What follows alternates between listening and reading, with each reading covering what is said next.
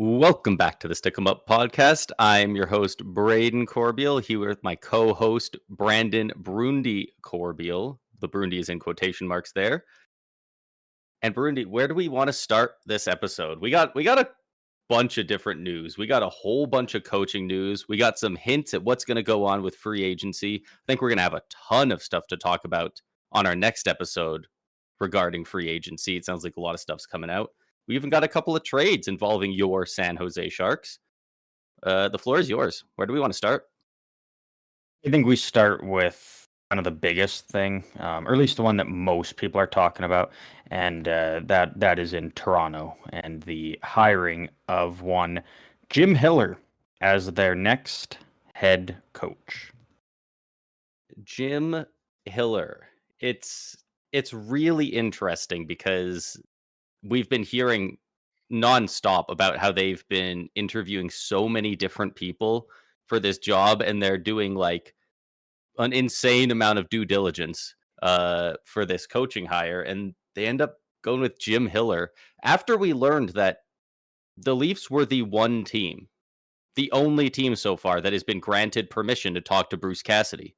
We don't know if they did or not. I would assume they at least tried to, but no, they settled on Jim Hiller. And I heard this rumor, and like this is complete speculation, right? Like nobody could know this unless firings happened right away in a very sus manner.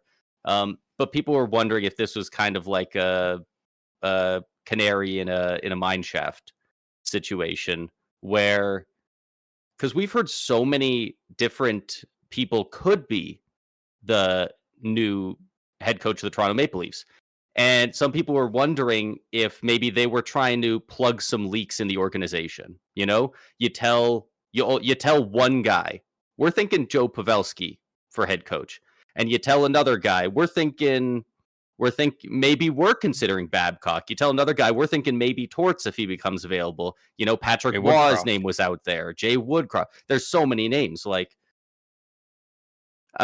there's some people thinking, and I think there's at least some merit to it. It makes sense that maybe they were just, a lot of those names, they were just seeing if what was making them a leaky ship, because we hear so much stuff out of Toronto. We hear so much. I'm interested in the next few weeks to see, you know, does an AGM not on anybody's radar get fired next week, or does some random guy in the scouting department, like, you know, maybe there's a guy that maybe they kind of caught him with it, if you believe that theory. Nevertheless, Jim Hiller is the head coach of the Toronto Maple Leafs now, and what do you think? What are your thoughts on him as a fit for this org? Based on what I've seen online, I'm definitely in the minority, I feel like. And in that minority, it is, okay, I am optimistic about this hire, actually. I think there is potential for this hire. I know a lot of people, you know, especially with Toronto, right? Like it's always a lot of people thought Bruce Cassidy, or it was, you know, when they got Mike Babcock, or what's his name? It's Berube, right? Like always, yeah, the big names go to Toronto, right? Like that's just kind of what it always feels like. And whoever's out there, you know, that's who they're going to go with. A lot of people are saying, you know, when Peter DeBoer got fired by Dallas, it was, oh, Toronto should make the change to get him. And so this is obviously a very different approach. You know, Jim Hiller, who only has 2.5 seasons of being a head coach in this league under his belt, was formerly assistant coach for the Maple Leafs quite a while ago, actually, with Mike Babcock. So he would have at least been there for a little bit during Austin Matthews' tenure. Definitely Morgan Rielly's. Like, some of those guys who've been around a bit longer, he might have been there for a couple of years, which, yeah, you have to imagine factors into it. You know, that's not nothing, right? So yeah, and that is part of it. And I don't put too much stock into his first season, that being kind of the half season when he took over, and then you know, all that, right? But yeah, I mean, when you look at his first full season, right? Like, it was a Kings team that went 48, 25, and 9, and a Kings team that look good. Like just a defensive beast. Which year was this? His first full 24, year? 25. Okay. So not this past season, but the previous season.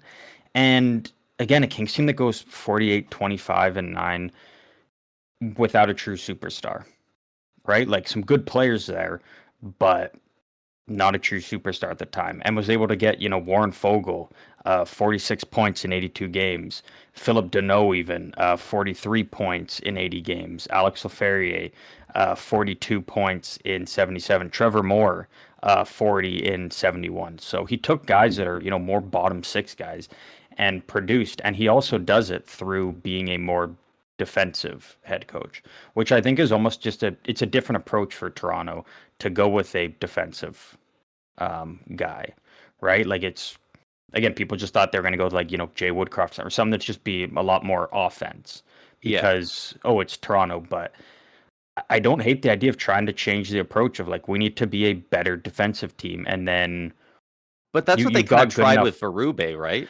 But Berube was so different, and he wanted them to be defensive and tough, and that just didn't vibe with Toronto. That's just not what their roster is made for. Whereas Hiller, it's not really that. It's more just defensive. And again, nowhere near on the same level as Barry Trotz, but like a Barry Trotz, where it's defense first, offense will generate from that. But you don't have to be a like bully out there. You don't have to be, there's a difference between it's just new for them. Defensive and resilient, like Rod Brind'Amour, and defensive and aggressive, like Paul Maurice and the Florida Panthers. Like those are two defense first teams, and you don't always have to be the first one in to mix it up to win the game. So, that's not a bad point. And again, is this hiring going to work out? I don't know, but I'm going to be optimistic about it because it's different from what Toronto has been doing. And again, I think they can benefit because again, like when you have guys like Austin Matthews and William Nylander, like they're going to produce points no matter what, right? Like they're going to get offense because they are just that good of players as long as Austin Matthews is healthy. But if you can have a bottom six that can, again, like I mentioned with those players on the Kings that were bottom six players, but like a bunch of them, four guys in the 40 points, right? Like if the Leafs can start even getting that out of some of their bottom six while still being good defensively, I mean, that could be a great spot for them. And again, because how many times are they just going to keep trying the offense first? And it's not working.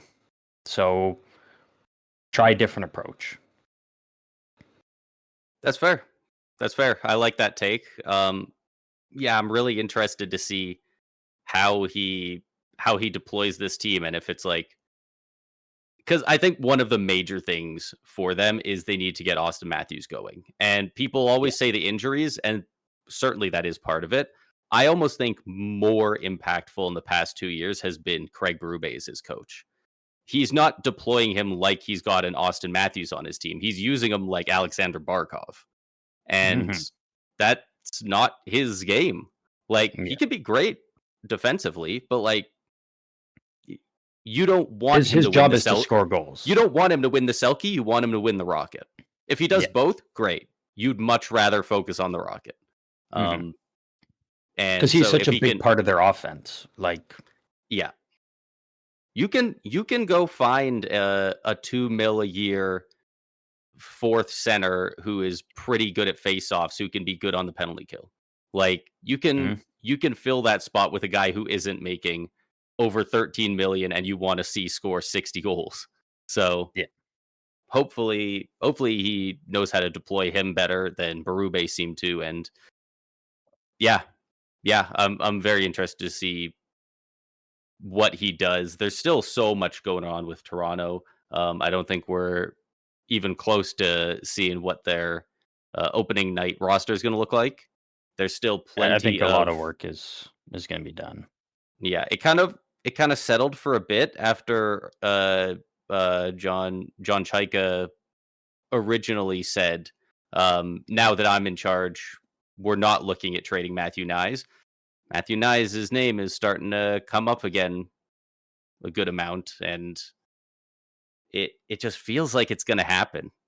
They're not a team that should feel like they have to move this player, but it really feels like they're going to, and hopefully they get I a really think good with defenseman in the return.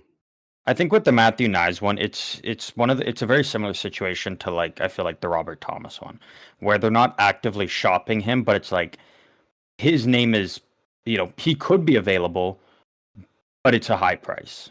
Right. I think is kind of the big thing. So does he get traded? Maybe.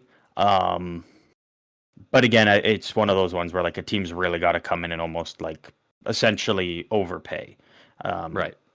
To get, because again, Toronto's plan isn't to rebuild, retool. Like it's to win with your group now. And again, yeah, unless you're getting a top pair defenseman, for Nyes, it doesn't make sense to move him because he's under control with with his contract, a good contract too. And again, he provides some good physicality and offense that the Leafs need. So I wouldn't say trade him, but again, if you are, like, it's got to be you're getting a top of the lineup defenseman. Yeah. I struggle to think of a lot of trade packages where they end up winning a Matthew Nyes trade. One centered around a guy like Simon Nemec could be really interesting. No, But because again, that's just too much of a gamble. You're giving up a proven player who's valuable to your lineup for a chance on a guy. I think again, we've seen Simon flashes Nemec is that a proven Nemec is player. good, but we don't know he's that number one guy yet. But he's a proven top 4 defenseman. Like that's his floor. Four, I would say his floor is that.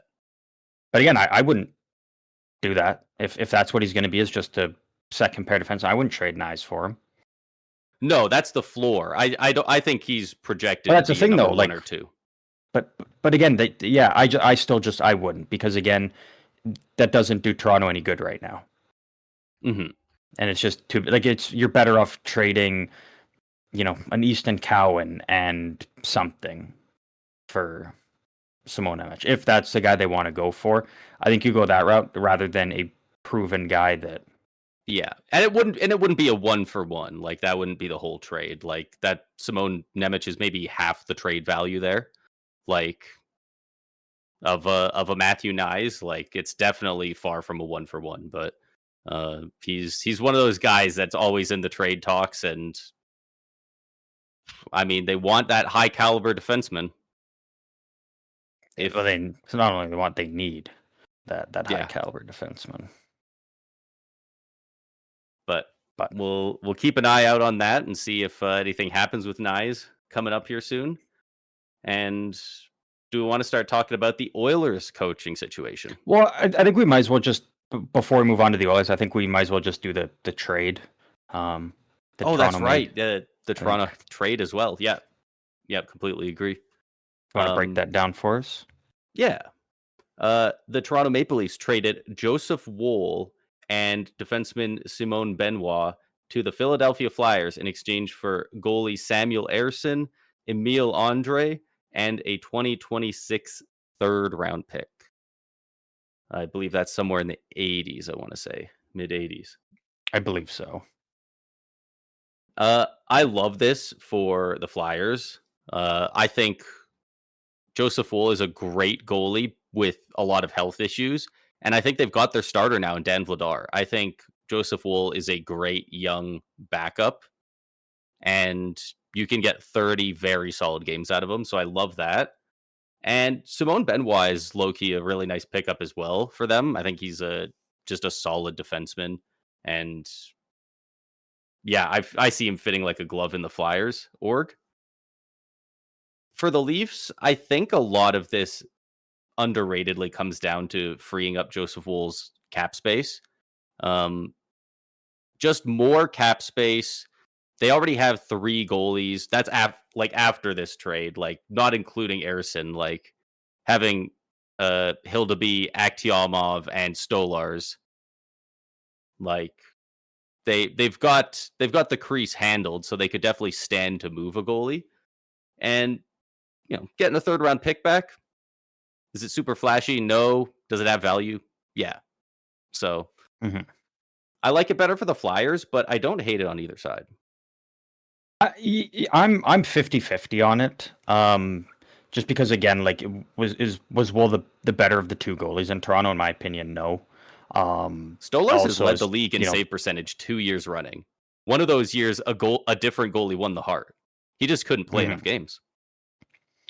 Also, Woll has definitely had some injury issues in the past, and so it's just not really a guy you can rely on to be your starter. And again, if you were to keep running that tandem, then you got to trade Hildeby because Yeah. at that point his career is over if it's just another year of the Marlies and floundering, right? So that's good. And I Also, believe like he's Emil, waivers eligible as well.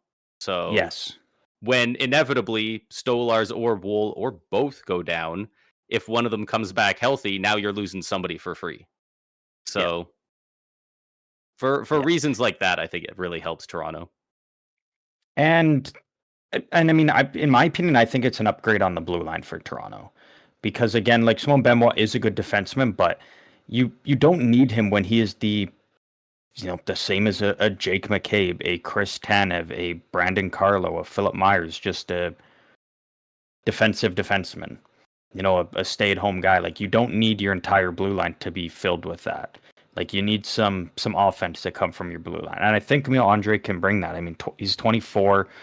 He's a little bit undersized. He is 5 foot. What is he? 5'9". Yeah, 5'9", 190 pounds. So again, a little undersized, but can be a good offensive defenseman. Just didn't quite get the ice time or opportunities in Philly. But in his 61 games last year, 2 goals, 13 points, a plus 15, Plus which 15 is pretty nice. is nice. So again, like, is he the better defenseman than Benoit? Tough to say. I'm kind of leaning no right now, but I think long term he will Yeah. be, and I think he fits more of what Toronto needs. Because again, I think you need a little bit more offense coming from the blue line with Morgan Riley potentially getting moved, and even if he doesn't, he's not the Morgan Riley before. You have Ekman Larson, but again, he's getting up there in age, and his name has been out there in trade rumors as well. So, I think it's a good deal for both teams. Really, Yeah. Toronto, it clears up cap space for them.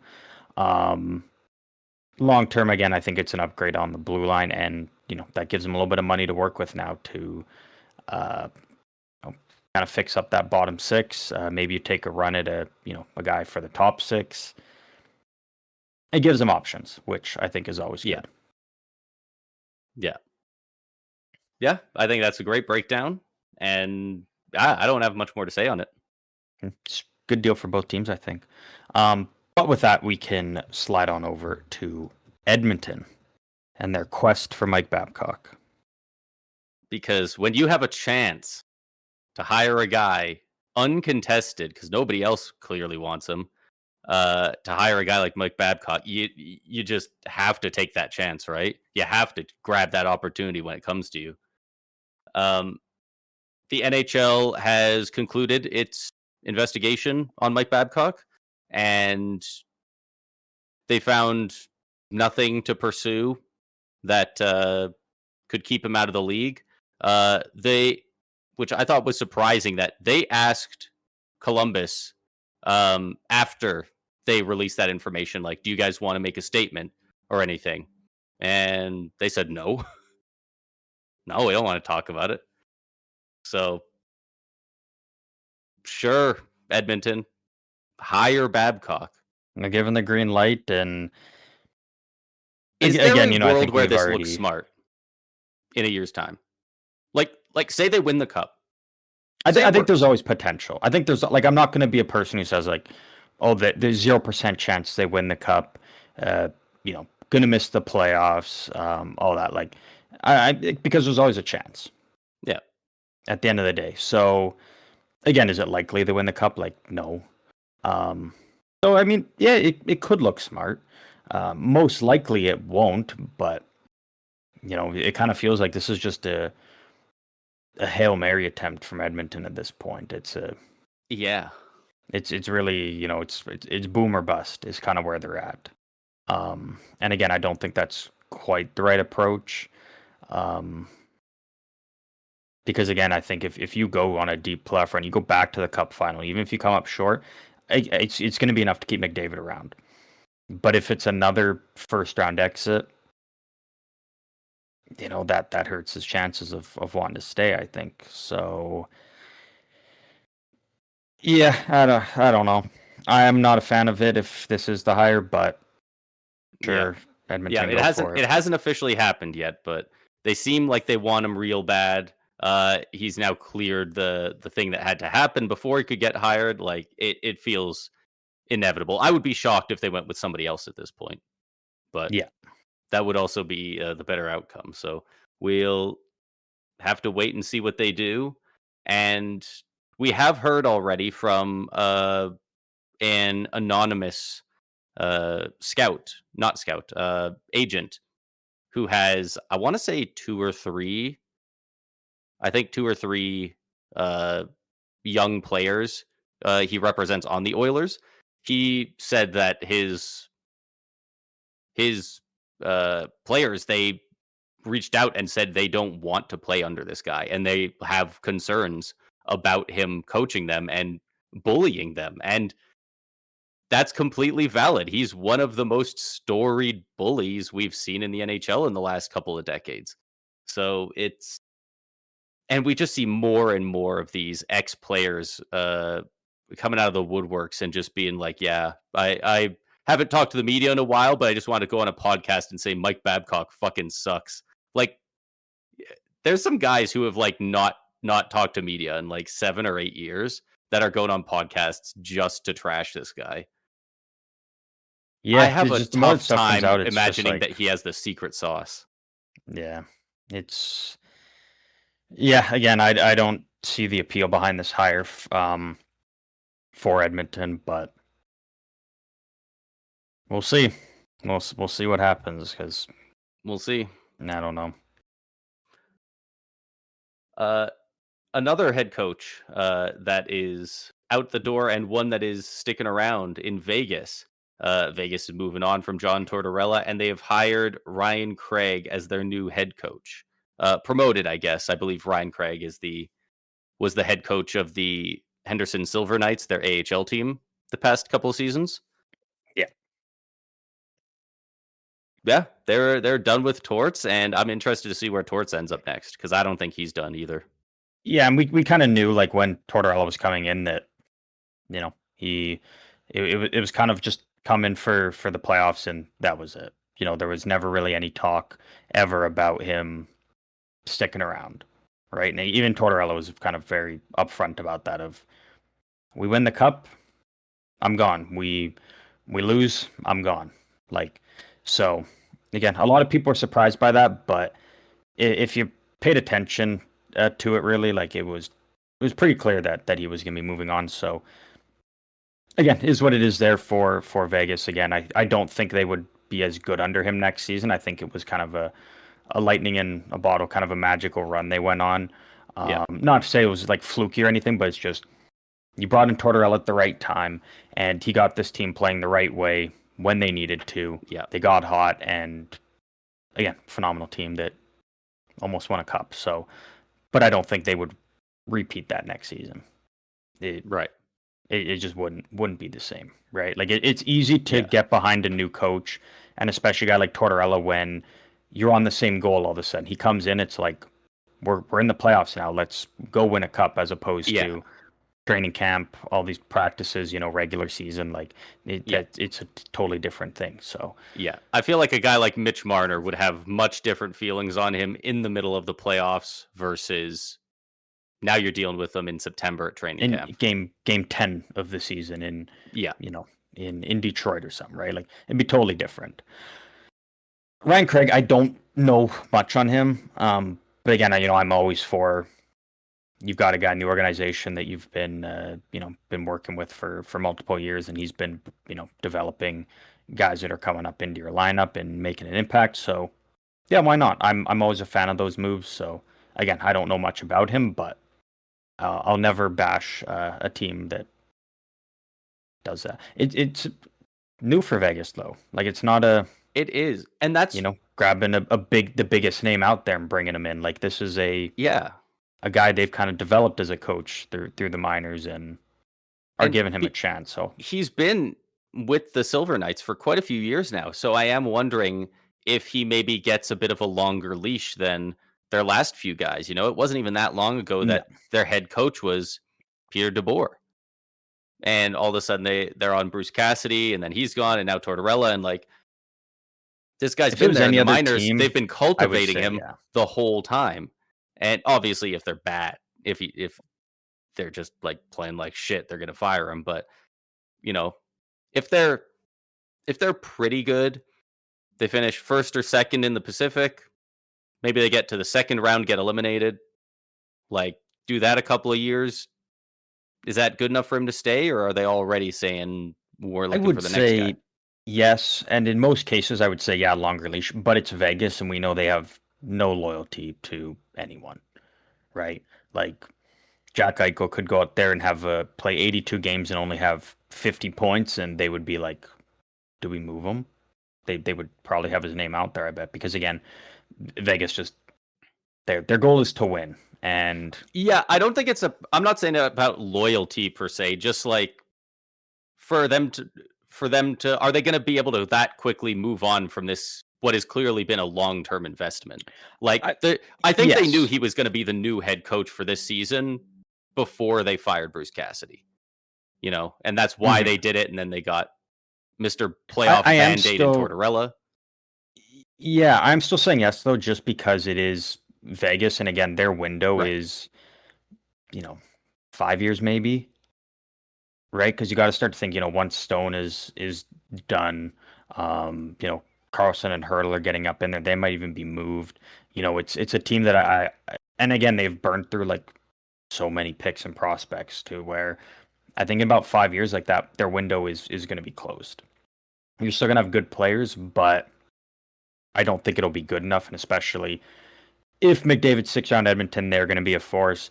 San Jose coming up, Anaheim coming up, um, potentially Calgary by that time, probably not Vancouver.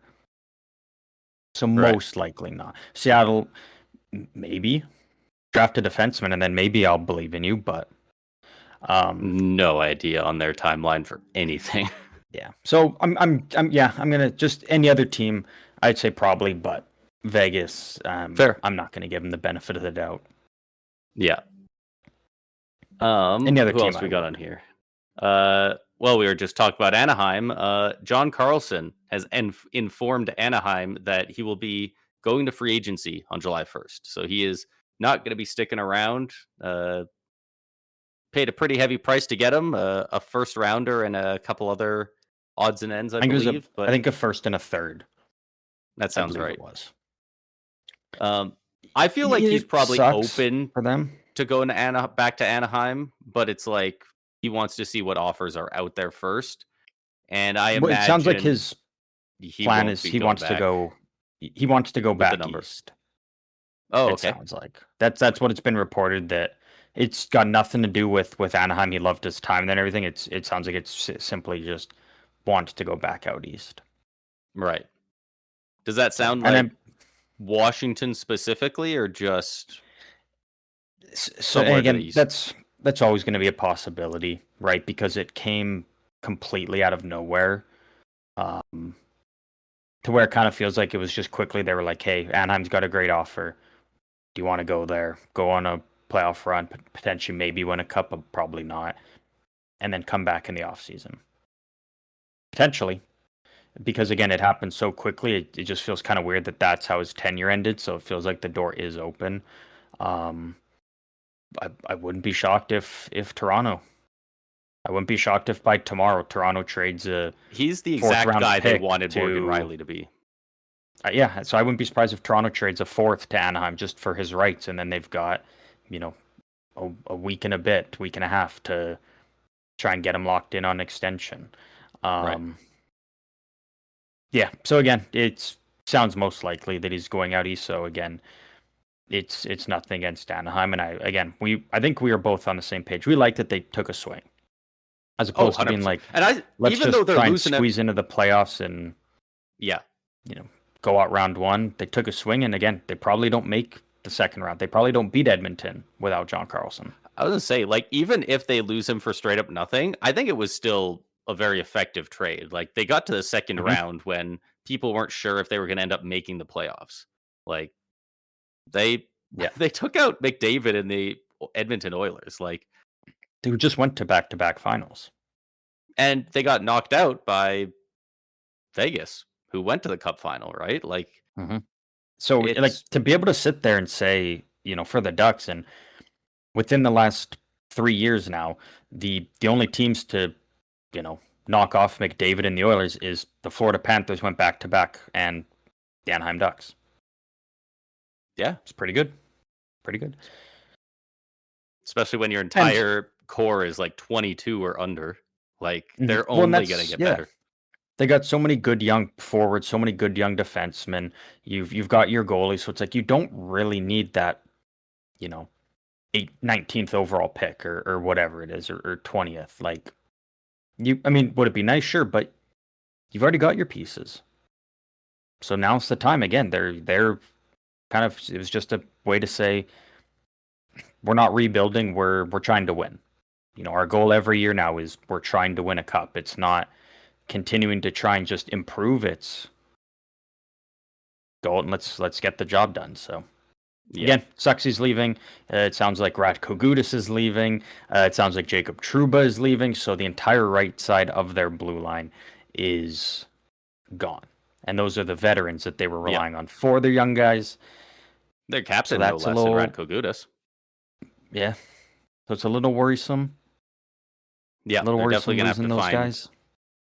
They're definitely gonna have to find somebody to fit in there. Maybe they're gonna be in on the Darren Radish sweepstakes. Like, I would expect them to be. I think you got to, right? Like you got to. Yeah. yeah, wouldn't be very shocked by that. I have an idea, and I don't have a. I just have the skeleton of it. I don't have all the minor details worked out. I just want to run this by you. What do you think? Because these two teams, since about 2 or 3 years ago, have been tied together in everybody's minds because of the amount of high-profile trades they've made with So Anaheim high-profile and players. Philly. Anaheim and Philly. Mason McTavish to the Flyers. It doesn't quite seem like the Ducks want him around super bad anymore, mostly because of his decline in play. He's got a lot of term. He's got a pretty decent cap hit if he can get back to how he played, not even his overall projection. Do you think the Flyers should take a swing at a guy like that and see if it's, Trevor Zegras came over and man, he immediately went back to that great player we knew he could be. We didn't even have to make him work for it. Like, could they get that with Mason McTavish? Potentially. And I think that's I guess always a what would it cost? possibility. Yeah, I feel like if Anaheim, I feel like if you're moving McTavish, I think you got to be looking to get a right-handed defenseman, right? Like, I Jamie don't see them. Drysdale. I don't see them moving McTavish to. Again, not to just get him off get a the third books or line. anything. Yeah, get a third line center back. Like, if you're moving him, you're trying to get the most you can get back, and maybe the Flyers kick tires, but I think there's other teams that are going to come in and give a better offer, I think. So probably not, but again, given What do their you think history, an offer would possible. look like for a guy like him?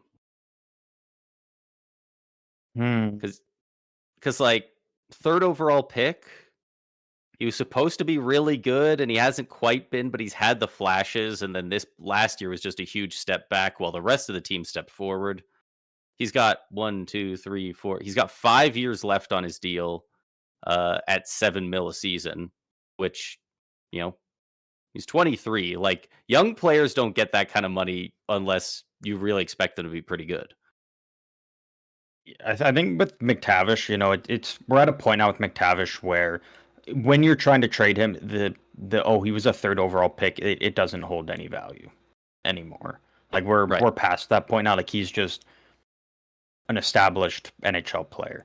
These are his numbers. This is his contract. Like that, once a player's kind of reached that 3-year mark or has already, like again, he's already played over 300 games. Like to me, it's just past the point now where that draft position doesn't matter. And especially if the Ducks would do that, you just thought, well, you took a reach on him. Most scouts had him in the 10 range, and you guys jumped up and took him at 3. That's, they just be like, that's on you. So, but again, he did have 6 points in the playoffs this year. Problem is, though, like 10 games. Those look good, but at times was a healthy scratch. So that is a tough part with it too, right? Like he was producing, but it's like, well, if he's producing, why was he not in your lineup? Like it's weird. I think his stats tell a pretty good story on that. So he's played in the NHL for 4 full seasons. I'm going to ignore the 9 games to burn a year of his contract, or I guess not burn a year of his contract way back then. And he has scored 43, 42, but that's in quite a few less games. That's 16 less games. So the 42 points is still a step forward. 52 points, so another step. And then this year back to 41. So 3 years of progression and then a decent step back. However, his plus minus on each of these years, minus 19, minus 23. Okay, sure. But those Ducks teams weren't very good. 0. Okay, so it's getting better. Ducks were pretty good this year. Minus 15. Minus 15 on the Ducks team that was pretty solid this year. Like that doesn't not ideal. That doesn't scream sexy for a centerman who you can make some exceptions for a defensive liability winger who can score. You have to score a lot of points to get away with that as a center. Mm-hmm. So maybe it's a bit of the defensive game. Again, like I am on the camp that they should trade Mason McTavish. Again, I do think he is a good player and he can get, up to that, 65-ish point range. Like I think that's 65 to 70 points is probably where he's going to be. And a good second line center, at the peak of his career. Like I think that's kind of what we're looking at with him. Yeah.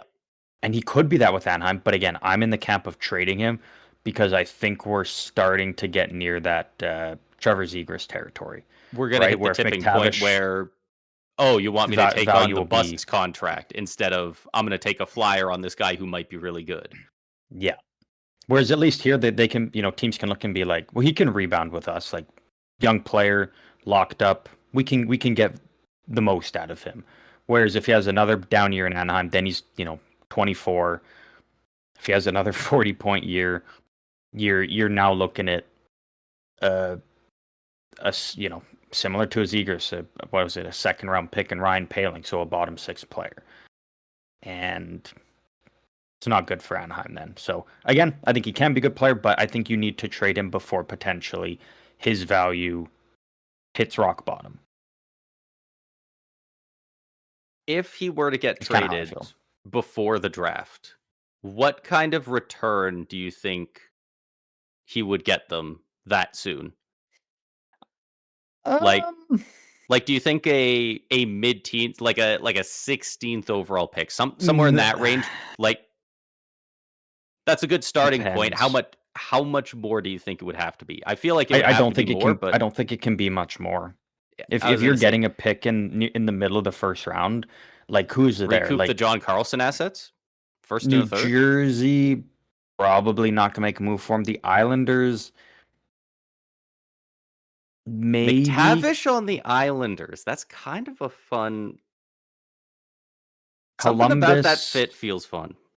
Columbus is a maybe. St. Louis probably not. Washington. Columbus can't afford to take a gamble on another young guy who's not quite panning out. Like they've got enough of their own. LA, I think LA would potentially be interested in trading for him, but would Anaheim trade him to LA? Probably not. Because I don't think. And if they're willing to now and if they're willing to trade him in division like that, LA's got to be sitting there like, what do they know I don't? Mm-hmm. If like you're willing to trade this guy to us, well, that feels sus. Is it damaged goods more than we know? So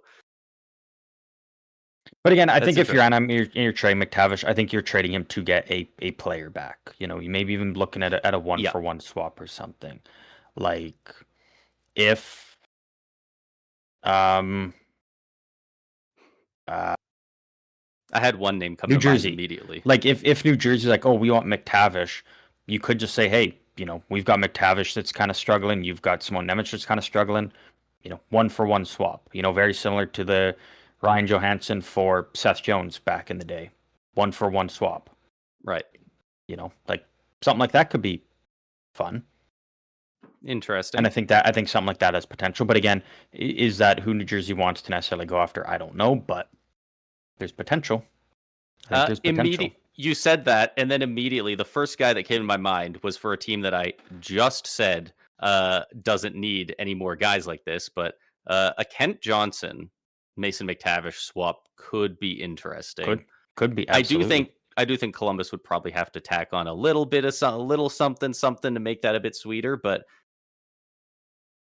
there's something there.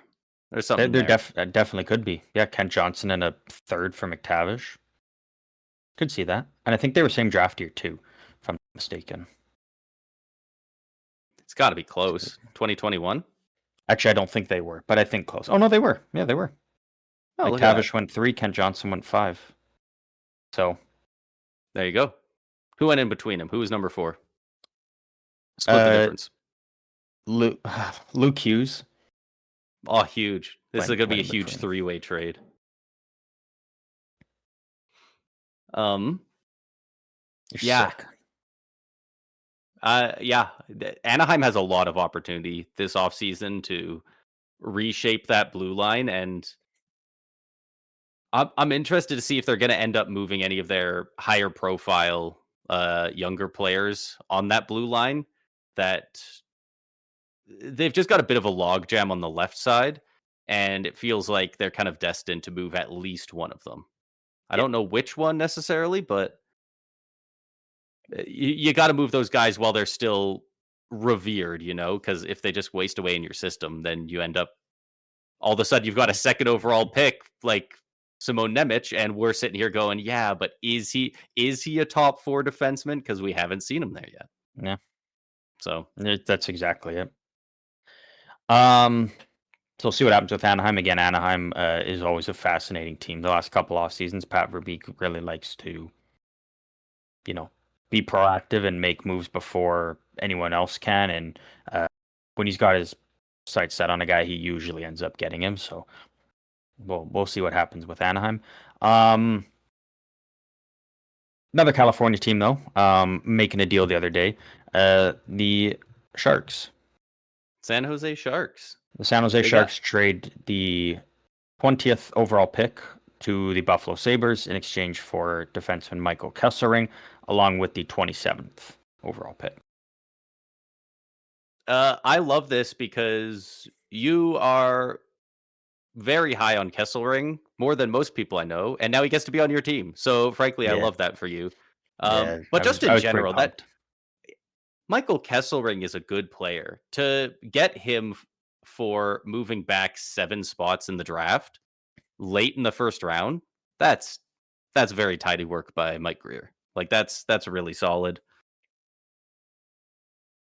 Yeah, I'm not a huge fan of this from Buffalo's side. I get they didn't have a ton of leverage with him, but so again, if you have that little leverage, you keep the player. Maybe they have Sharks more in store for us in the summer, though.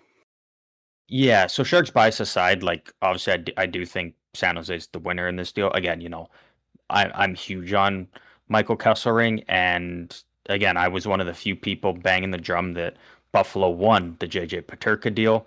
And again, well, I do always prop myself up for that. I do want to say the big reason I was because again, I was so high on Kesselring. Thankfully, Josh Stone worked out the way he did for Buffalo, and again, if you just look at that deal as a 1-for-1, I still like it for Buffalo based on what we saw from Josh Stone and with that extension he signed. Kesselring just didn't fit in there though. Like and injuries as well. He only played 34 games. Didn't look the best in those 34 games. And when did he play them though? I don't know the answer to this, by the way. I'm not 100% sure. Did he get injured like after playing 34 games? Because he wasn't in later in the season, right? Yeah, no. So it was probably an injury that knocked him out most of the year. Because if that's the case, 34 games, that's about when the Sabres took off, right? I like love kind of pulling that up his profile and mid seeing to late the Sharks December. logo there. So he played a couple games in October.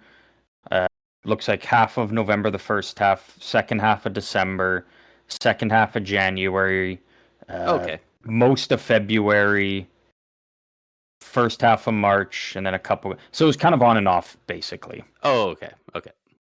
I wasn't sure if he played like 30 games and then was taken out for the year, because that would have been very interesting to try and dissect in that case if he was there when they were bad and then all of a sudden they were great and he didn't get to play there. Yeah. Would that be his fault, or was that a case of he doesn't get to benefit from the fruits of that labor? And so again, I do think it is a win for San Jose because again, I think Kesselring again 26 years old, big defenseman, 6'5", 215, and again right-handed defenseman, which they desperately need, right? Yeah. So you're now they need getting somebody to play defense for him next year. Yeah, they've got like no defenseman under contract. Like, does he make 3 going into next year or something? Yeah, like that's somebody's got to play for the team. So to only drop back 7 spots, and now you get a right-hand defense, which again you need because you don't have a single one signed going into next season aside from like prospects. Again, you move back 7 spots. You're now getting a guy that can play 20 minutes a night for you, and for Buffalo. Again, it kind of works out still for them though because you look at the jump that Matthias Samuelsson took. You can rely on Rasmus Dahlin to log big minutes. Bowen Byram was looking great. Connor Timmins. So you could kind of afford to move on from Kesselring just because it didn't work out. He was an RFA. It was very likely he wasn't going to sign in Buffalo because things just did not work out, and there's just too many good players in front of him to work his way up in the lineup. Right? Like if Matthias Samuelsson didn't have the season he had, maybe we're looking at a different story, but he had a great regular season, great playoffs. He's cemented himself as a pillar on that blue line. So essentially for a player that you were pretty much almost going to lose for like nothing, you move up 7 spots, which I don't hate for them. And I wouldn't be shocked if this pick is now used for a bigger move for Buffalo. Maybe it's part of going to get a goalie or getting another impact forward who can maybe replace Alex Tuch if you lose him. You don't have to give Kesselring a contract. You can maybe put that money towards trying to keep Alex Tuch. So again, I like it for San Jose more, but I don't hate it for Buffalo because I can see the reasoning behind it. Just because again, he wasn't going to stick around there. Yeah, and for San I don't Jose, hate they it can in concept for Buffalo. It feels rushed. It almost like obviously very different trades, but it almost gives me the Jake Wallman Detroit trade vibes of like instead of Yzerman going around and asking who does anyone want this player, he just called up Greer's the first guy he thought of and said, "Hey, do you want this guy? And here's a second rounder, take him." We done? Okay, good. Buffalo's Dealt within 10 minutes. Like, sure, Buffalo's but on the like, clock though. They have less than 2 weeks to try and get an Alex Tuch deal done. And if you're going to really help that get done though, they already had the cap space to get him back. I mean, like not necessarily, but it also now allows them to try and figure out, is the plan are they going to use this pick? Is it going to be used for a goalie, or if they know Alex Tuch is already gone, this pick just becomes more ammunition because again, Kesselring didn't have much value. Fortunately, again, I'm very high on him, but with the season he had, you can't really ask for much. Like most things I've seen, kind of his value was around a 4th to 3rd round pick for his rights. Really? Because again, he only played 34 games, no goals, 2 assists, wasn't very physical. Like Sure, but the year before that in Utah, all 82 games, 29 points. Mm-hmm. Like, But again, that's and not with Buffalo though. no, If that was 2 years more ago, impressive because he's not on Buffalo. Like Buffalo was good last year. Like he was doing that on Utah. He was the year before that it was Arizona. So but that's the thing though. Why would a team, again, I don't think any team would give up you know, uh, 30th overall pick for him in hopes that he's healthy next year and bounces back, because again, that's just too much of a gamble. So right, that's just kind of the way it is in the league now, where it's your most recent season is kind of the only thing teams look at, unless you've been around for a while and you've consecutively put together a string of good years back to back. I guess. I don't know. I feel like there's Again, enough games this is and enough coming stats from there. He's also 6'5", this is coming from me that's 215. He's super just high huge. on Kesselring. The only knock is he's not very physical though. That's the knock with him. It's like he is a big defenseman, but he doesn't use that to his advantage much in terms of the physicality, and does take a lot of bad penalties. There is also that yeah, I'm not the biggest fan of, but again, 89 and 50 last year. But again, I do like it for San Jose because, again, he's now the only right-hand defenseman they have. So to only move back, and the again, upside this is pretty a nice. free pick. Yeah, you're like the 20th was a free pick to them because they got that for Jake Wallman, who you mentioned before they got for free with a second-round pick. Yeah. So you basically at now absolute worst, Jake he Wallman sucks. You into... lose him for nothing, and you moved back 7 spots. You still have the pick. Like it's not like you traded the full pick away. So, and again, I think Kesselring will be a great fit in San Jose. I think he's a guy that needs to be given the opportunity, and I think pretty quickly on just wasn't going to get that in Buffalo. And I mean, right now, sky's the limit for him in San Jose. There's no one on the right side he has to compete with as of this moment. Like, obviously, they're going to bring in some guys, but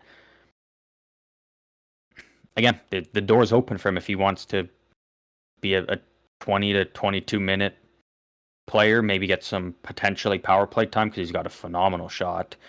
Penalty kill time. The potential is there for him, so we'll see. We'll see what he does. But I'm pumped about this one. Again, because I've been a big fan of Kesselring for a while. So it doesn't that rock. I feel like people don't often talk about it too much, but like obviously it's great when your team just signs a great player, right? Who doesn't love having a good player go to their team? But isn't it awesome when there's a guy that you've always had one eye looking at him like that's a good player. Like, like like if Tampa signed a guy like Seth Jarvis, like I'd be over the moon. Like I was always a big Jake Gensel fan. Like I was so psyched when we signed him.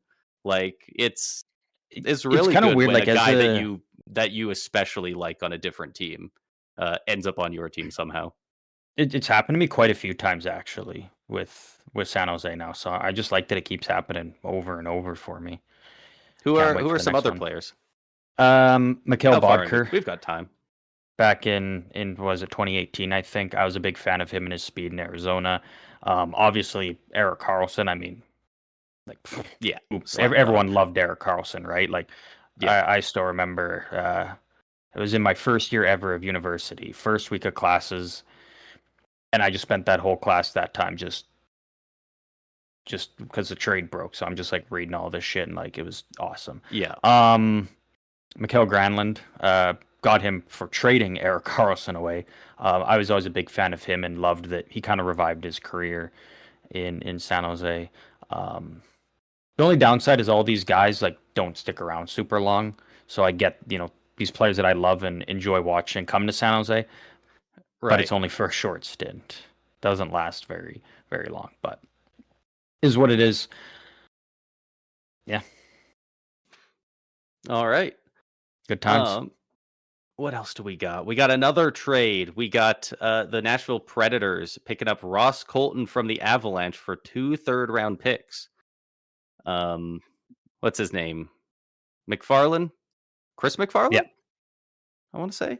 The new GM of the Nashville Predators, who came over from being the president of hockey ops in Colorado, he clearly liked having Ross Colton in the org because he very quickly brings him right over with him, which also reunites Ross Colton and Steven Stamkos in Nashville. They both played together in Tampa, and Oh they yeah. were always they were always one of those duos that's like it's not just a like they played together. It's like these guys worked on stuff. Like you know how you always saw like Foligno and Bedard doing stuff. Like there was definitely some like mentorship stuff going on there. Like we had Ross Colton working the Stamkos spot on the second power play. There was always these clips going around of them working on stuff in practices. Like I wouldn't be shocked if there was a little bit of that going on, talking to the new GM and hey, maybe this is a guy. If you like to having him, we'd love to have him here. Um, what are your thoughts on this deal for both sides? Um, for me, this is really just a good hockey trade for both teams. Um, again, Ross Colton, I think this past season really kind of struggled a bit from what he'd done the years prior with the Avs, like dropping down to 24 points. Um, and Colorado's already got so many guys locked up. They do need, some money because obviously no team's ever gonna just run the same team back, right? So the Avs are still gonna make some moves in free agency, maybe another trade, and you need some money to do that. So you move on from Ross Colton, you give him a fresh opportunity in Nashville. You get a couple draft picks back. For Nashville, again, you've got a bunch of draft picks, so moving off 2/3 to get a guy that can help you now, can be a great bottom six player for you, good energy guy. It's really just one of those deals that it makes sense for both teams in the directions that they're going. Yeah. Yeah, they still have Seattle's third rounder this year. Next year they have 3 third rounders, and then the year after that they have 2. So So they can they're afford pretty good to. Yeah. in that department. It's really Um, just a good hockey trade for both teams. yeah, yeah, I think he's going to be a really nice depth scoring addition for them. I think that's just one of the things they don't have. Like I feel like they've got some of those guys that fit the bill as a fourth line, a fringe third line. Like he's a true like Hmm. middle six guy. He could be on your third Yeah. line and no one will bat an eye. He could be on your second line, no one will bat an eye. And that's kind of the exact archetype of forward they need right now. Especially on the wing because they got quite a few centermen. So yeah, I think this is going to end up working out pretty well for both sides. I do like it I more for Nashville right now, but I'm curious to see what Colorado does with the cap space, the money that they've opened exactly. up. Because again, Colorado's a team that's always going to spend to the ceiling, so they're going to be using that money. It's just I'm curious to see where that money's going to go. Yeah. The like because I don't think he's not even worth his 4 mil cap hit right now. Like maybe a bit under on that most recent season, but like it's still pretty close. It's just the Avs are such a cap strap team that and they're wanting to make more big moves. The best teams always are. He just kind of becomes a cap casualty at that point, but low key, because Ross Colton is also in this next season going into a contract year because he could get an extension July 1st. They might they might get a ton of value out of this. Like if Ross Colton really turns it up, like most guys end up doing on their contract year, well, now somebody's going to want him at the deadline. And if you do a little sign and trade, extend and trade, or even just ship him out, And there's retain. and Could retain. Yeah, could get him yeah. down to 2 mil. There's a very good chance they get more than 2 third rounders back. Hmm. It potentially, yeah. It could be a good long-term move as well for Nashville. Absolutely. I like it. Uh, do we have anything else as far as I think that's trades? it that's it for the trades. That's it for NHL news. Want to talk about the PWHL? Let's do it. The Vancouver Golden Eyes at the PWHL draft the other night had the first overall pick, and they took, of course, Caroline Harvey. She's going to be absolutely incredible for them. Their blue line is looking pretty stacked up top now. that's a franchise altering player right there. Yeah. That's going to be huge for them. Yeah.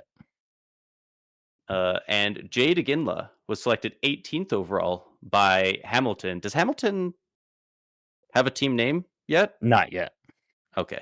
I was gonna say none of the new expansion teams do, right? They're all just like Yeah, none of PWHL I don't Vegas and think. stuff. Yeah. They've all, The yeah, Utah none of them Hockey put out Club. a name yet.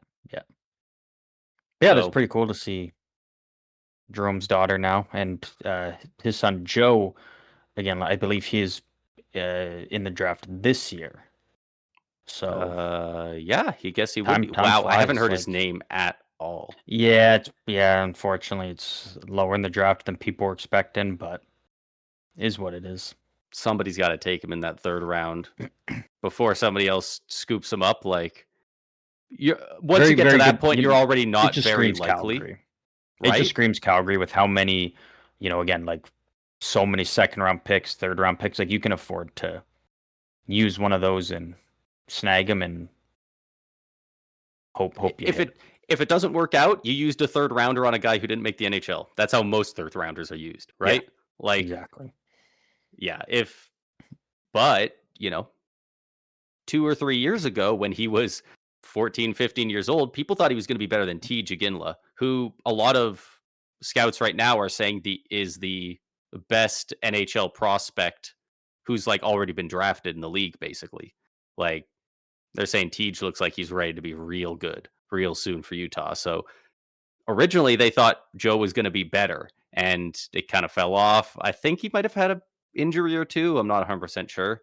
But I There's would love to potential though. see Calgary especially, but at least somebody take a flyer on him a little bit earlier than he's projected to go, because Mhm.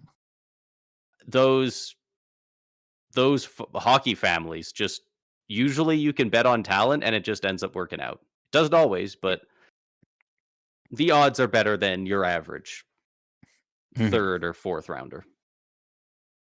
Yeah, and going back to the PWHL draft, I thought the draft was Yeah. actually very well done. I loved all the interviews we were getting from the players. Like it was very well done, and I like to see that the league is continuing to just take strides more and more um, every year, and seeing the great talent that is coming up and is going to be entering the league, and it's different, right? You're seeing these players drafted. It's like they're going to be playing next season. It's not like the NHL where they're going to go develop for a couple years and Yeah. minors and whatnot. Like PWHL, there's no minor league. Like it's you're drafted and now you earn your contract. You're on the team, right? And so Yeah. that's very exciting for these players now. They have the opportunity to make their mark on the league and be a huge part of this league for years to come, because again, these are all very talented, very young players. So, and again, a lot of talent. So the league is in very good hands going into next season, and it was good to see all the new expansion teams as well. Get some new players even before the draft through signings and trades and whatnot, and now through the draft, I'm very curious to see how all these expansion teams do as well. Well, and you mentioned the drafting and the trades, but what about that big trade between Detroit and Vegas? Oh yeah. Well, What Detroit's not set up long term like some of the others, but they'll sell lots this year. That's for was it sure. 1-for-1 that trade? Yeah, Was it yeah. the The thing is, those second pick? fifth overall for Fifth Hillary overall, Knight, fifth and overall at for the Hillary Knight. time, Detroit didn't even know where their pick was going to be because the Which is draft lottery hadn't happened. So I think originally so they they could thought have they were given going to up be the in that first potentially. I don't Oh think no, they could have jumped no, up to because first. I was gonna say because Vancouver solidified it with their win later on this season because of their incredible rule for how they do the draft order when it's Mhm. not an expansion team. I wonder if they got first and then like 2 to 5 was randomized, Yeah, I'm not or entirely sure, maybe the but like next couple. odds were kind of pointing to like Detroit's pick being in like closer to 8 even. Oh, But okay. they ended Okay. up with fifth, and that happened after the fact, right? So, but by then you already agreed to the deal, so you're kind of stuck with it. But I think they would have done the deal anyways if they knew they Right. had the fifth, because again, you are getting a player like Carolyn Knight, who's one of the biggest names in women's hockey, and again, to me, it feels like a move. Like you are getting a phenomenal player, but she is near the tail end of her career. It's mostly just to sell tickets out of the gate, jersey sales, have a big name be part of your Yeah. franchise right out of the gate, but it doesn't set you up for long-term success is the only downside. Yeah. She's So 36 years old, and uh, her birthday is in July, so she'll be 37 starting next season. You know, the last 2 years, 30 games, 29 points, 15 of them goals. Pretty good. Last year, 22 games, 5 goals, 14 points. You're already seeing that drop off, right? So, beast in the Olympics still. oh, 100%. Um, that's kind of rough for Detroit fans because, man, have they seen this story before? We're going to do our best to be relevant right now.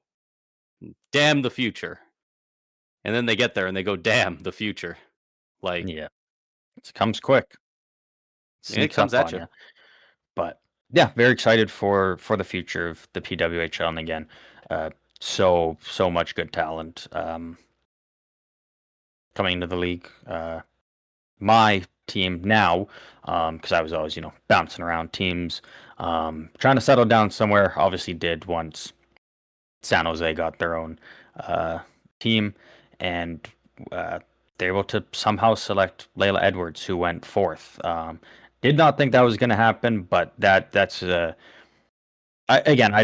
said it to my buddy yesterday, and I'll say it again. There is not a better player they could have gotten it for to build that franchise around.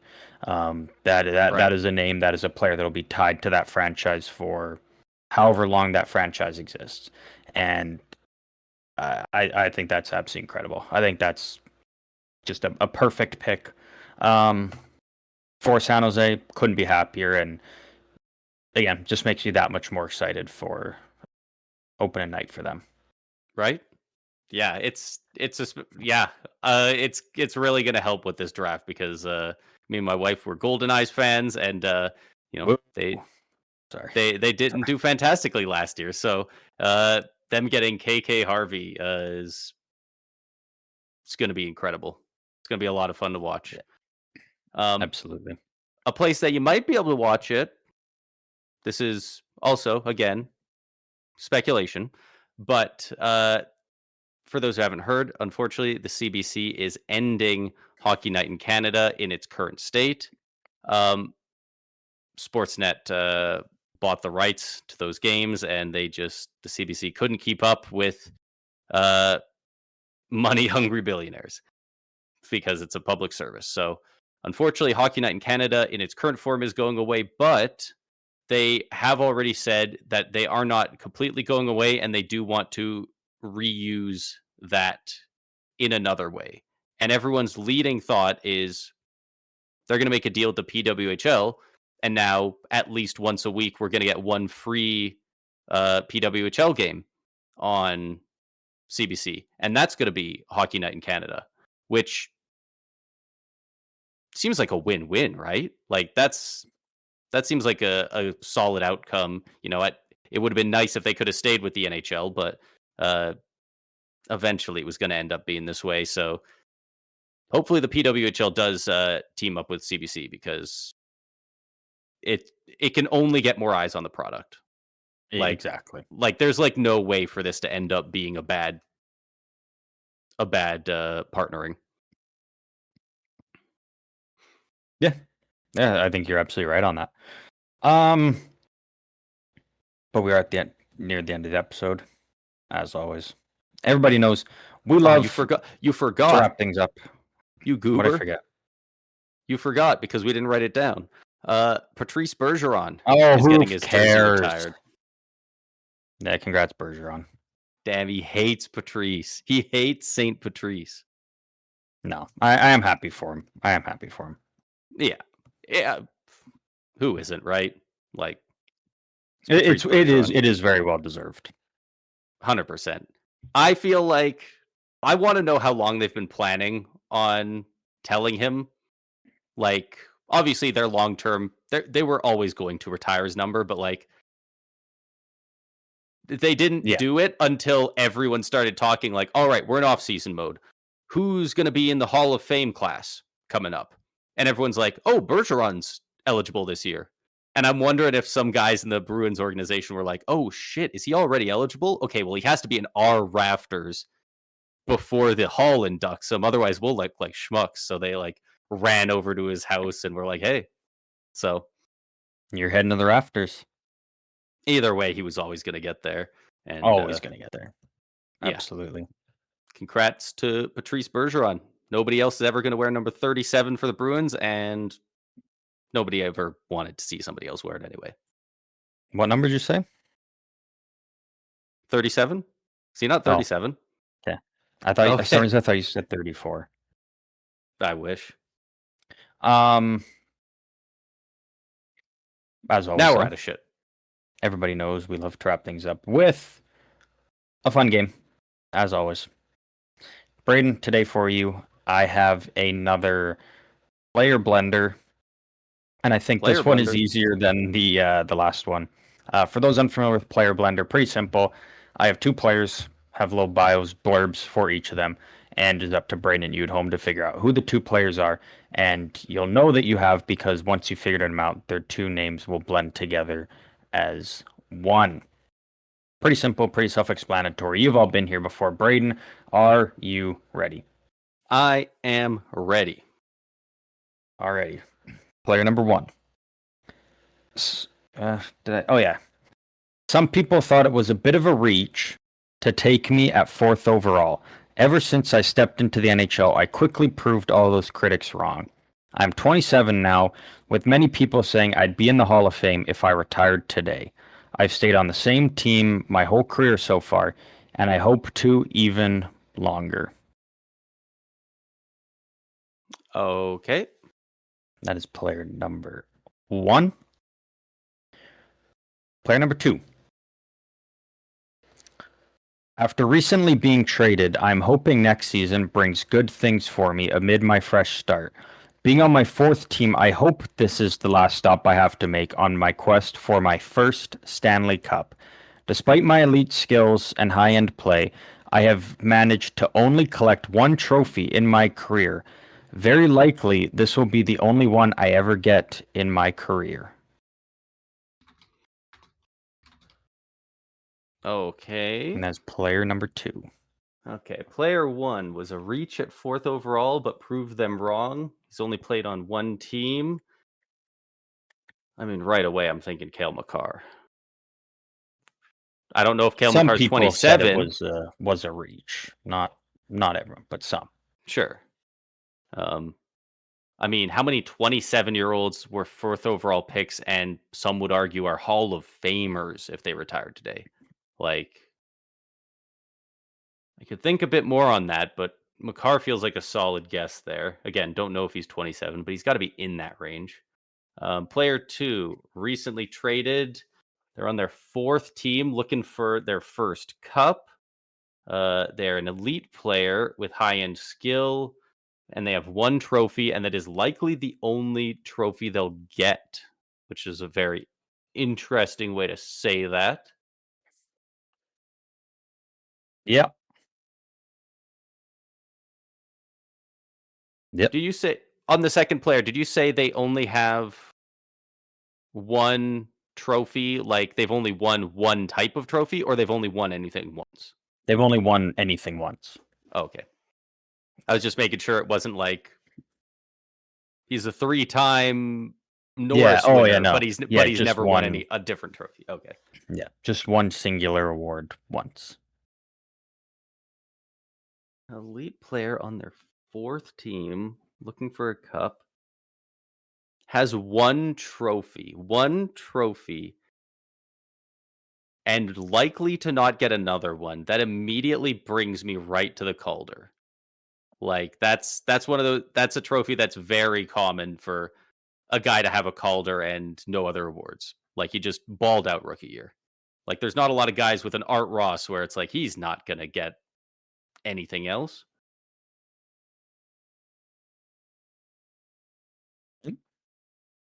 Good speech. Trying to think. Did you say anything on the second player's age at all? I did not. Nope. Okay. And fourth team, looking for a cup, like that has to lead you to at least slightly older. Um, That's why I didn't include the age. You got there. You got there. one trophy, likely the only one. Recently traded. How soon is recently? It's up to you to determine that. Like, is that in the last year? I think any more than 1 year ago is far enough away that it's not really recently. Like, I You would would say be correct. like You would be Marner correct. Marner is the oldest recent trade, you know? Yeah. Because I was thinking maybe Ryan O'Reilly, but no, but he's got 2 Ryan trophies. O'Reilly's also got a cup. But you didn't say they didn't win a cup. Yeah, He's still looking for more. I said, being on my fourth team, I hope this is the last stop I make on my quest for my first Stanley Cup. Oh, okay. Yeah. Got him. Got some It is free info that was in the prompt. Fuck you, cheater. No, because it was part of the original, so Looking for his first cup. it was hard. Yeah, Ryan O'Reilly Already has a Selke and a Conn Smythe anyway. Beast. Face-off legend. Also being one of the only players in the league to say, fuck you, Toronto, I'm out. Yeah, who else has done that? Yeah. I mean, kind of Mitch Marner, but it's fuck you. I'm getting traded. Couldn't walk out on his own terms. I'm gonna need that hint. Help me narrow it down a bit. Hint.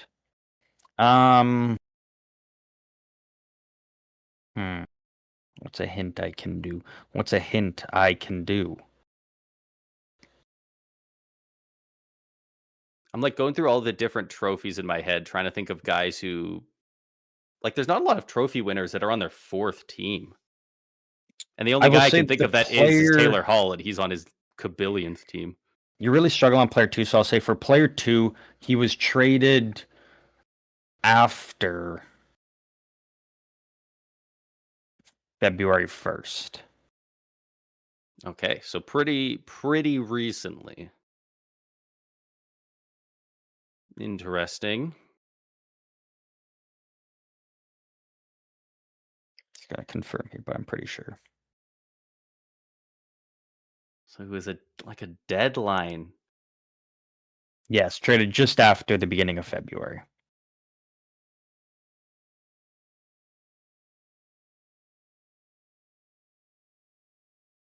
Yeah. Looking for his first cup, one trophy. He was traded recently. Who was traded?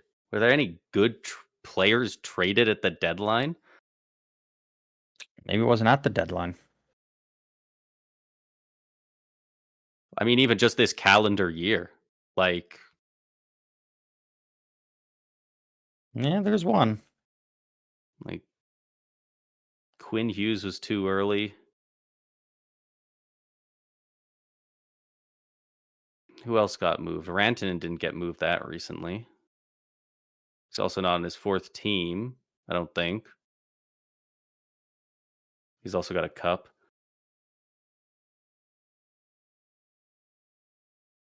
Duchesne hasn't moved.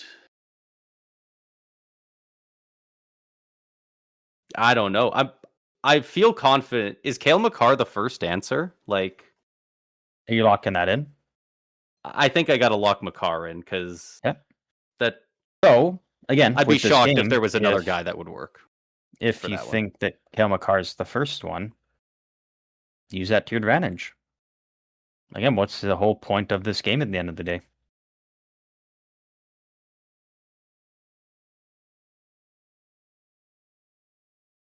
right? Sure, but Cale Makar, a guy whose name starts with R, like that's all I got. Doesn't necessarily have to start with the R, but kind of. The letter's not R, but kind of.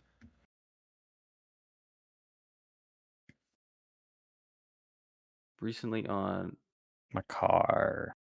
R. R. Like a pirate. R. Carlson? No. Because Carlson is who I was thinking of earlier, because I don't know how many teams he's Yeah. been on, but he does have the one. Yeah, He's only so won Norris trophies. again, the way I do it, it's always the last name blends into the other player's first name. Oh, So if you Cale think McCarl it's Alsner. not even in the fucking league anymore. I don't think he has for a bit. Yeah, it hasn't for a bit. Cale McCarl Anderson. Why do you keep going to Carl? And stop going to Carl. McCarter. Because there's car in it. It's not the whole. It's not. No, there's no car. Stop with cars. Fucking you cars freak.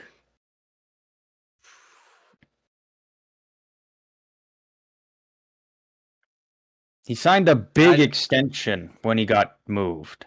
Honestly, there was so little action. Any action that did happen, I think I've forgotten from like any of the trades that have happened this calendar year. That's like fair. Since January. This one did kind of, feel a little bit overshadowed because it was like just before the Olympics. This player, I can't even think of high profile ones. Brock Nelson's the only traded player I can think of. I just remembered Corey Perry, and it happened on my team. I'm going to have to give you 30 seconds here. That's fair. Yes, this guy, he was traded just before the Olympics, but he didn't play in the Olympics. Was it from Toronto or something? No. But no, I thought they not moved. Super far off with Toronto in terms of big hockey market. From one big market to another. From east to west. From the East Coast to the West Coast. Are they on the Avalanche? Nope. That they're the only team that made trades this year. Nope. I give up. I don't even have a thread. When I tell you, you're gonna be pissed. Oh, is it McCarlson? No. But John Carlson this time? No. Okay. Everyone at home, pencils down. Time to lock in your answers in 3, 2, 1. The answer. Yeah, I got nothing. Here. Ricard Raquel didn't get traded. You thought the first player was Cale Makar. And you are correct. It is Cale Makar. The answer we're looking for today is Cale Makar-Temi Panarin. You know what? I'm not even going to beat myself up over it. He plays for the LA Kings. How you don't get more forgettable than that. Unless you're on Columbus, which he was. Damn, don't shade at the Kings. Don't shade at the Kings. Get your OTLs under 20 and then I'll say something nice. You know what? Fair enough. I can't even argue with that. Fair enough. You are so right with that. That was embarrassing by them. He is. Yes, it was Artemi Panarin. Only won a Calder, so you did have that right.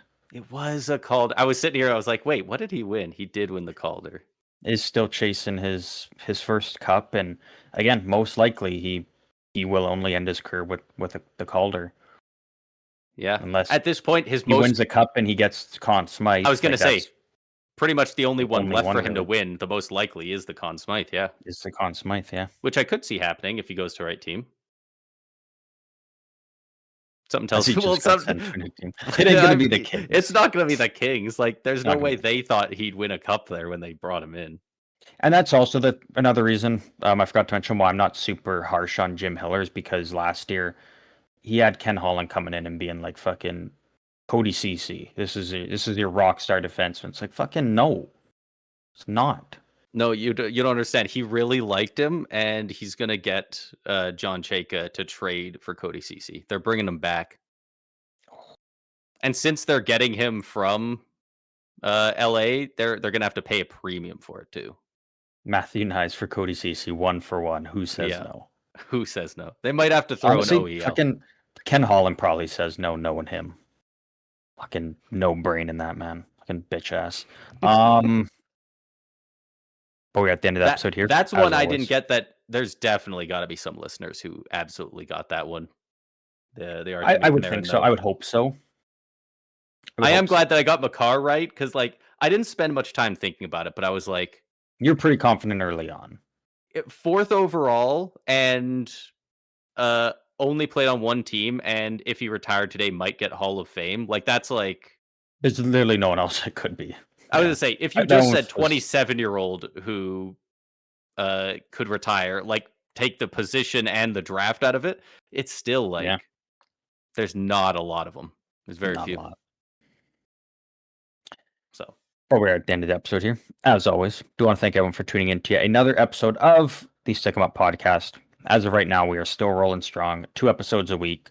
As trades keep happening, hires keep happening, moves will keep happening all the way through for the next couple weeks. So I think we'll continue on the train, 2 episodes a week, and then once things start to cool down, we will see where things go from there.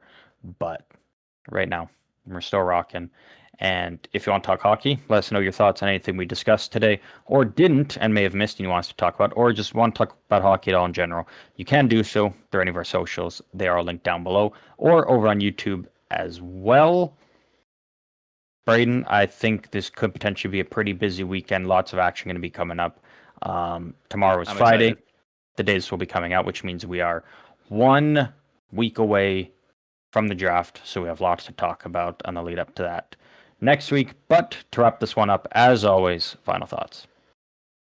Final thoughts. I completely agree. I think this next week and a half is going to be so fun. I think there's going to be a ton of trades. I think there's going to be a ton of rumors about what's going to happen with stuff at the draft. I think we're going to get a lot of fun narratives. It's already starting. Like all this news that we've been talking about, this is like all happened in the past like 2 days. Like this didn't build up over a while. This is all fresh. So I'm very excited to see what happens tomorrow and the day after, etc. up until the draft. It's going to be a lot of fun. Absolutely. I'm right there with you.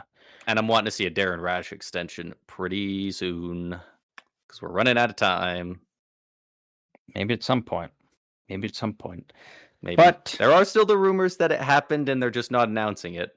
But it's always a possibility. It would be really funny if we heard there was several teams allocating a bunch of money in case they could get him, and then like 11:50 on July 1st is like, oh yeah, by the way, we extended him. That's the Lou Lamoriello method. People hated him for it. He said he's boring, but it's smart. GMs don't care. You think if they're it fucks over any team that was winners allocating space for that. Yeah, exactly. I feel like that's a good place to end on. Lou Lamoriello, our hero. But that is it for this episode. One final time. We hope you all enjoyed it. For those who tuned in, and as always, we will see all of you out on the ice next week.